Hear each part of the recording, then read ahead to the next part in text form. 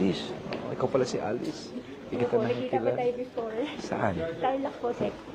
Ando ka ba nung mayor ka doon? Opo. Ando sila, no? Sila governor? Opo, opo, Sec. Yung nagpunta. Ikaw talaga. Sa live stream ni Abalos sa Facebook, maririnig sa isang punto si Guo na humingi ng tulong kay Abalos dahil sa umano'y death threat. Pero nawala ang audio sa tugon ni Abalos. Sec, patulong. May decret po kasi. Di bale, basta importante.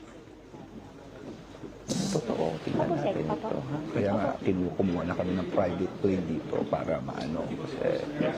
Kasi ako tingin ko para ngayon Chinese.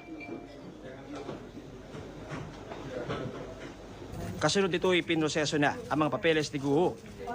Ipinakita rin ni Guo ang kanyang Philippine passport. Dito naman mga kapuso sa ating likuran si Mayor Alice Guo at nagsisimula na itong turnover mula sa Indonesian authorities papunta sa mga otoridad ng Pilipinas, sa BI, PNP at makikita natin ngayon gilba na siya ng dokumento at sisikapin na ngayong araw na to ay mailipad na pabalik ng Maynila. Itong si Mayor. How are you, ma'am? How are you? How are you? Very good. Sa isang punto, nakapag-selfie pa sa kanya ang ilang opisyal mula sa Pilipinas at maging sa Indonesia. Okay. Ma'am. Ma'am. Ma'am, dito ma'am. You're going home.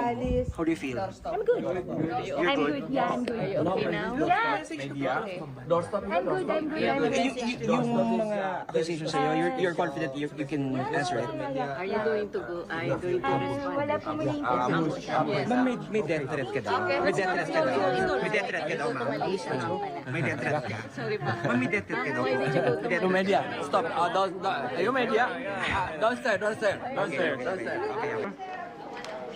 Pagkatapos ito ay